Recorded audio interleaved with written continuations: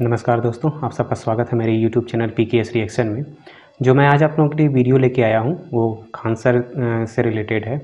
Khan sir आज ये अपने क्लास में बता रहे हैं कि जो पाकिस्तान है वो क्यों इस तरह से बर्बाद हो रहा है, इसके पीछे रीज़न क्या है कि आज वो इस स्थिति में पहुँच गया है कि वहाँ की जनता जो है आटे चावल के लिए परेशान है, वहाँ की जो इकोनॉमी है पूरी तरह से ध्वस्त हो चुकी है। तो इसके पीछे कारण क्या रहा मीन, तो इस कारण पे वो चर्चा कर रहे हैं।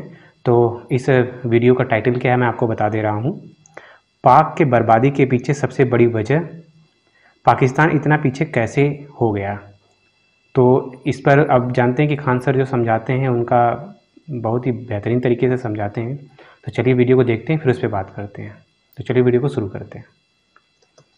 तो लक्षद्वीप पर्यटन के लिए बहुत जरूरी है। सबसे कम क्राइम लक्षद्वीप में, सर्वाधिक प्रतिशत में मुस्लिम, 90% से ज्यादा मुस्लिम रहते हैं। कहां पे? लक्षद्वीप में। जिन्ना को पता चला बाद में कि यार मुस्लिम यहां भी थे तो हमारा हो गया पूर्वी पाकिस्तान, मुस्लिम यहां भी थे हमारा हो गया पश्चिमी पाकिस्तान, मुस्लिम यहां भी है हमारा हो जाएगा यहाँ पे। यहां पहुंचने से पहले सरदार पटेल ने नौसेना भेज दिया। नौसेना भेजने के बाद वहां भारत का झंडा लहरा दिया गया। वहां के लोगों को कहा गया आप इंडियन रहेंगे, सब खुशी खुशी एक्सेप्ट कर लिया। जिन्ना चिल्लाते रह गया, ठीक हुआ, नहीं तो उधरों से नौटंकी करता। समझ में आ गया कि नहीं आ गया? तो पाकिस्तान में ना उसकी बर्बादी का सबसे बड़ा रीजन क्या था ना, पाकिस्तान ओपीसी हो गया, 1 पर्सन कंपनी, ओपीसी। जिन्ना के बाद कोई नहीं, जिन्ना के बाद कोई नहीं। आप हमारे यहां देखिए, गांधी जी मरे, उधर जिन्ना मरा, दोनों अपने अपने जगह पे सुप्रीम लीडर का भूमिका में थे। भारत में महात्मा गांधी सबसे सुप्रीम थे, उनको गोली मार दिया गया। और जस्ट वैसे ही उधर जिन्ना मरे, तो टीबी हो गया, उसको मर गया वहां पे। दोनों सुप्रीम मरे, उसके बाद जिन्ना के बाद कोई बचा ही नहीं। हमारे यहां गांधी जी गए, उसके जस्ट अगले साल सरदार पटेल गए, दोनों बड़े शख्सियत, कोई फर्क पड़ा नहीं पड़ा।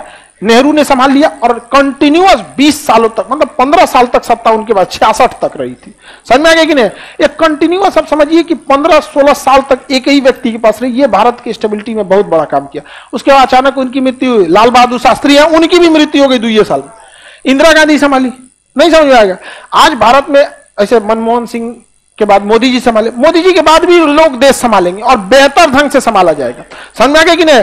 इंदिरा गांधी के समय लगता था कि ऐसा कोई संभाल पाएगा कि नहीं। मनमोहन सिंह आए, अर्थव्यवस्था मर रही थी, संभाले कि नहीं संभाले? पूरी दुनिया देख रही थी, बर्बाद हो गए थे, लेकिन संभाल लिया गया। मोदी जी आए, जैसे विदेश नीति बहुत बेहतरीन हो गई, डिफेंस नीति, हम महंगाई थोड़ा और कंट्रोल किया जा सकता था, इन्फ्लेशन को जितना इन्होंने बाकी चीजों को कंट्रोल किया, ठीक है, और आगे जाके सुधरेगा। लेकिन पाकिस्तान में ऐसा नहीं था। जिन्ना मरा, कोई था ही नहीं, कोई नहीं बात है। तो पाकिस्तान पे कब्जा कर लिया 2 लोगों ने, एक वहां धर्म गुरुओं ने और एक सेना ने। दोनों ने बर्बाद, सेना ने पूरी तरह से। अब वहां सबसे सुप्रीम चीज है सेना, उसके बाद धर्म गुरु है। धर्म गुरु लोगों को कभी भी बहुत बड़ा सुप्रीमेसी नहीं। समझ में आ गया कि नहीं आ गया? क्योंकि ना यहां जाने के लिए, धर्म गुरु बनने के लिए कोई एग्जाम एंट्रेंस नहीं देना होता है, आपको यूपीएससी देना पड़ता है। तो आप एक डीएम से ये उम्मीद रख सकते हैं कि वो कितना भी गुस्सा रहेगा ना तो एक मर्यादा में काम करेगा, क्योंकि इतना पढ़ा लिखा है। आप किसी डीएम को जाकर लड़ियो जाइएगा ना तो एक तत्काल आपको कुछ अरेस्ट करा देगा, 2-3 हाथ लगवा देगा। लेकिन कभी ऐसा ना करेगा ना कि आपको पूरी, मतलब कुछ कुछ कर देते हैं, लेकिन उसके अंदर एक एथिक्स क्यों जोड़ा गया, एथिक्स चैप्टर क्यों जोड़ा गया यूपीएससी में? इसी सब चीजों के लिए इतना ना रेगरस एग्जाम ले लेता है। अभी लड़के जो बीपीएससी में थे, इसमें कितने बीपीएससी वाले हैं? इसमें बीपीएससी वाले, बाकी जो लोग बीपीएससी वाले नहीं। बीपीएससी एग्जाम शुरू स्टार्ट होने से पहले क्लास, सर मेंस कैसे लिखेंगे, निबंध कैसे लिखना है।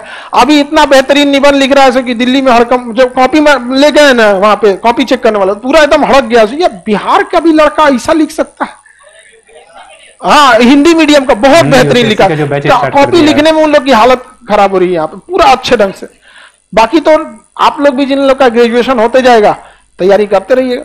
तो चौपट हो गया पाकिस्तान, समझ में गया? जिन्ना के बाद कोई बचा नहीं, किसी को दिक्कत, 1 पर्सन कंपनी बन के रह गया था। हम लोग सब एक से एक हमारे यहां रहे लोग। हम लोग कभी धर्म को हावी होने दिए? कभी धर्म नहीं आने दिए। एक और भी रीजन था कि भारत में मेजॉरिटी में ना हिंदू थे। हालांकि भारत एक सेकुलर राष्ट्र शुरू से रहा है। अगर आप न्यूज और व्हाट्सएप को छोड़ दे तो हमारे देश में कोई दिक्कत नहीं है। समझ में आ गया कि नहीं आ गया? तो हमारे यहाँ शुरू से रहा और मेजॉरिटी यहाँ हिंदू, जैन, बौद्ध सब रहे, मुस्लिम माइनॉरिटी में रही है। तो हिंदुइज्म में ना बहुत साल पहले से एजुकेशन बहुत पीक पे था, समझ में आएगी नहीं, एजुकेशन था। और पाकिस्तान में मेजॉरिटी जो थी ना मुस्लिम की थी, तो मुस्लिम में ना बहुत ज्यादा रिफॉर्म पहले से नहीं हुआ था। हाल फिलहाल में जैसे सर सैयद अहमद खान हुए, ये लोग रिफॉर्म कर रहे थे, तो एजुकेशन लेवल ना वहां पे कंपेरेटिवली थोड़ा सा नीचे था, बहुत नीचे, इस वजह से ये आगे निकल गए। हमारे यहाँ तो सब निकल गए। अच्छा, एक आदमी निकलता है तो गांव का दूसरा देखा देखी हो जाता है। आप में से एक आदमी आप यहां से सेलेक्ट होके जाइएगा, गांव में 10 गो को प्रेरित करिएगा पढ़ने के लिए, होता है कि नहीं? तो कई रीजन भी ऐसे भी था। हमारे यहाँ वर्सेटाइल भी थे लोग, सारे धर्मों के लोग थे, तो धर्म कभी मैटर ही नहीं बना। आप लोग के बीच में कभी धार्मिक मुद्दे पे बात होती है? अरे यार बीपीएससी एग्जाम दे रहा है, दरोगा दे रहा है, इसका सिलेबस क्या है, उसका उधर क्या बात होता होगा? बलूचिस्तान हमारा, कश्मीर लेंगे, दूसरा कश्मीर लेगा, तुम आगे बढ़े। तो लक्षद्वीप पर कौन आना चाहता था? जिन्ना। लेकिन सरदार पटेल ने पहले ही निपटा दिया। अब सोचिए, सरदार पटेल नहीं रहते, नेहरू से तो बस का था नहीं है, समझ में आएगी नहीं? फिर वहां भी हो जाता, तीनों ओर से कोच देता हम लोग को, परेशान हो जाते। ऐसा भी परेशान कौन ची हो जाते। यहाँ पनिया में परमाणु बम फोड़ते सुनामी आ जाता, नहीं समझे? दह जाता है यहाँ पे, सब मूंगा दह गया यहाँ पे, हम कौन ची करते दह गिलो। तो आगे बढ़े। तो यहाँ पे दोस्तों वीडियो ख़त्म हुआ और आपने देखा कि जो खान सर का बताने का तरीका होता है वो काफ़ी अच्छा होता है। और इन्होंने सच बताया कि जो हमारे यहाँ जो स्टेबिलिटी रही, जो भी गवर्नमेंटें आई, शुरुआत में तो कांग्रेस की रही, लेकिन जो भी नेता आया उसने परमानेंट, उसने अपने पूरे 5 साल पूरे करता था, अगले बार फिर 5 साल पूरे करते थे। तो ये भारत की स्टेबिलिटी में बहुत बड़ा योगदान था। दूसरा योगदान ये था कि यहाँ पे जो हिंदू थे वो मतलब 80% की आबादी हिंदुओं की थी। और हिंदू एक ऐसा, मतलब कहें सनातन धर्म एक ऐसा धर्म था जो सारे धर्मों को एक समान रूप से देखता था। और हम सनातन धर्म का ये मानना है कि भाई कोई भी जो धर्म है वो कोई सुप्रीम नहीं है, ठीक? आप धर्म एक है, हमारा था सनातन धर्म, और इसके अंदर जितने भी पूजा पद्धति के लोग हैं, ठीक है, वो किसी भी तरह से अपना पूजा करें, इबादत करें, मंदिर जाएं, मस्जिद जाएं, गुरुद्वारे जाएं, सबको एक तरह से देखते थे। तो इससे क्या हुआ कि ज़्यादा कभी क्लेश नहीं हुआ एक दूसरे के बीच में, कोई बहुत ज़्यादा नहीं हुआ। वो तो बाद में कुछ मतलब आज़ादी के करीब 25 साल 30 साल या बहुत साल बाद जब पाकिस्तान अलग हो गया आराम से, उसके बाद बहुत नाम मात्र के राइट्स हुए होंगे। अब इतनी आबादी थी तो थोड़े बहुत तो हुए होंगे, लेकिन यही कारण था कि जो भारत है वो अपनी दिन पे दिन आगे बढ़ता गया।